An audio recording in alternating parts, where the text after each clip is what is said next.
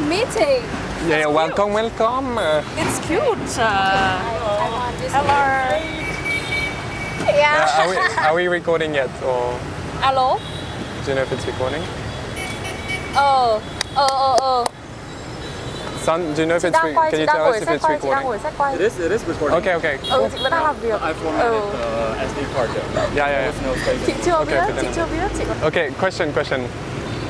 Can we actually start the conversation now, or do Yes. we have to? No, it's just the.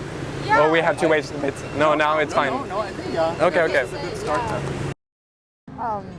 3 years ago, I did a haircut inside a roundabout. Cái này là để And cho xoài also đúng không? with my Cảm pole ơn nhá. hair cutter. And actually, it was quite interesting. When we did the haircut, we just tried to find. It's a flexible hair salon project, by the way, and then we didn't really aim on any venue because it's very flexible. So at that time, we just went out of a series of theaters performance that we feel a bit traumatized by the performance, and then we decided, okay, let's get a haircut somewhere with a lot of air. It was hot as well, I remember. And then we, okay, maybe that roundabout looked nice. And then we went inside the roundabout, and the haircut actually lasts around 3 hours. And then people just keep like... With no interruption. People keep asking what we are doing. And then we just like, we're cutting hair. It's so hot, we just want to cut hair.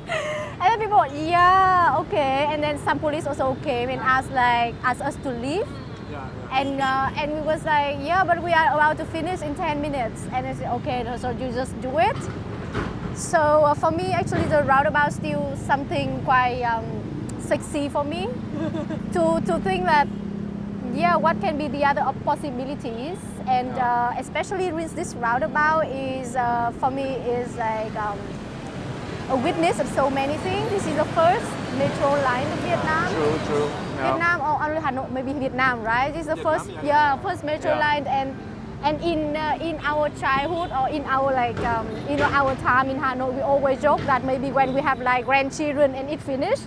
Yeah. But like it finished like several years ago, and also this roundabout, I also whenever I go around here, I saw a lot of time people also take the sofa and just chill here, and I was wondering what if we could do something here, and even when we set up this on the setting, one woman came here and asked what are we doing, and I said that we just like shooting something, a video, and then she asked if she can dry her rice here. I was like, yeah, you can, but just like outside of this lighting. That just happened now? Yeah. And she was like, yeah, thank God, I only today, right? I said, yeah, only today. And then she asked, I'm just worried that maybe the government want to take it, and I cannot dry my rice anymore here.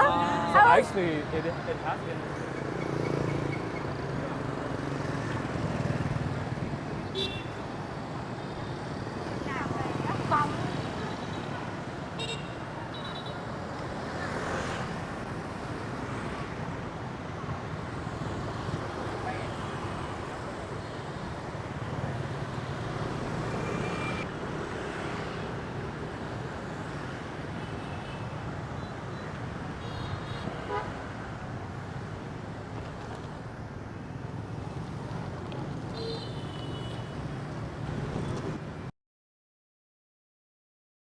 I think for me, I really like the challenge of like taking over that space, even though like it's not allowed and then everything, because I think as we discussed a bit, like just randomly in the beginning, I think it's like, for me, maybe I stuck on the idea that this space by itself is kind of one of the only spaces left in Hanoi that you cannot conquer or you cannot use publicly.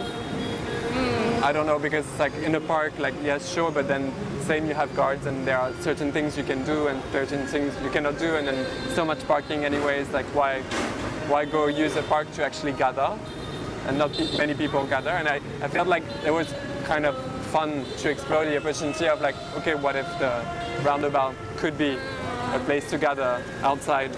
For example, in landscape architecture, there's the notion of third landscape, And then that's actually, this is a third landscape. It means that it's those leftover spaces that are unexploited, but where things are allowed to like grow between the cracks, where nature forms itself by itself. So it's like also a playground of possibilities, but it's things that are not deemed important as well. No, and I think like we really like that notion in landscape architecture, for example, because it also means that we disregard so many spaces like those that become leftover because all the rest has been designed for some functions, and this obviously cannot have a function anymore because of accessibility and everything. So it's kind of left alone, but then it means that plants can grow through the cracks of the asphalt, you know, other things can emerge that cannot or would not be planned for. And I think it kind of joins that. But then maybe if I go into it, which is really interesting, is like your whole philosophy is really close to how we see a queer practice of architecture, a queer approach to architecture. And then I think I will go back to transversality, but I think it's how we define transversality in the text that we sent you to some extent. Like when you read the text, did you feel like you could read a bit of ba-bau in it or not?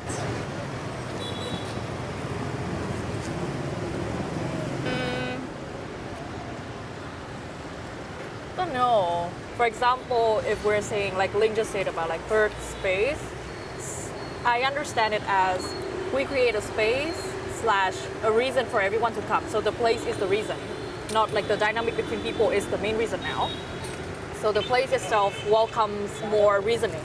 So people can come in and like have an encounter, yada yada yada. By spreading the responsibility to everybody also means that no one is the actual owner of the space.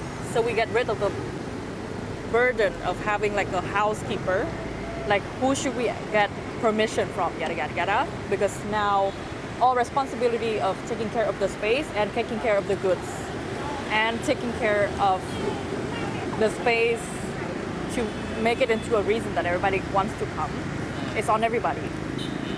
So that is more like, okay, so now the key. So for example, the key. We don't have one person to have the key, but if you want to come to our place and you are welcome to our space, you know where the key is. You can make your own home, you can create your own space, you can take care of your own self. But for example, if I want to go to your house, I have to call you because you are the owner of the house. Although we are friends, but there's dynamic and there's like ownership to it. Yeah. But we're not running like a house that have like that kind of like house. So it falls into that. But at the same time, not everybody wants to be in charge of having like being in the like having the space for all of themselves. Nobody wants it. Nobody have the capability of doing that, which is okay. Somebody just like to be in the atmosphere or like contribute themselves to the atmosphere to the point that they can contribute. For example, for me, like I and Linh are very different. Linh is a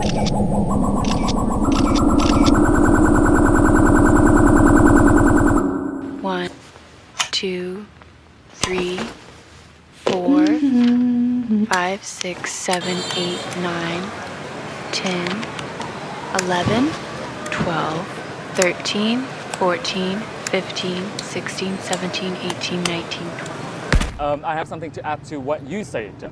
When you said that what makes a space for you is also kind of like giving or like providing the possibility to use and change that space to the user. Yeah, and I think that's what Nishat Awan et al. Talked about when they wrote about spatial agency. So they wrote a book about spatial agency, and one of their points was that spatial agency is the fact that spatial designers give the possibility to space, like the access to space to the people who kind of like previously did not have access to that, to use a space, to change that space, to modify that space as they see fit.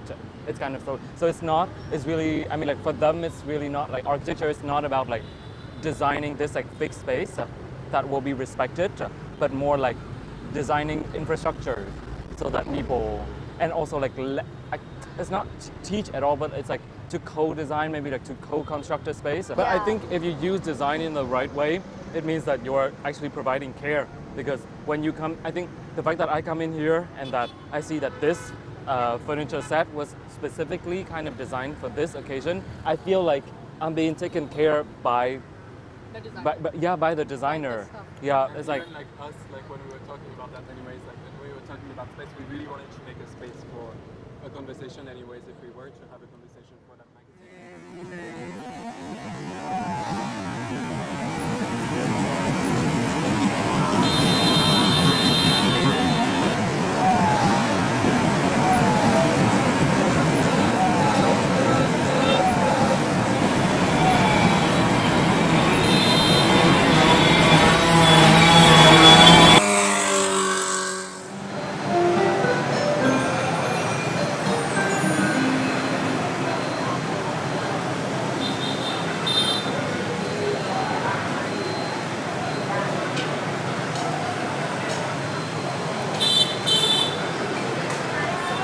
trong vai kiến trúc sư. Linh trong vai người ăn vịt. Paul-Antoine tourist! And you? Anh Canh trong vai cô gái gọi kem mãi chưa đến. Cô gái gọi. Okay. How do you say participant one? Participant one.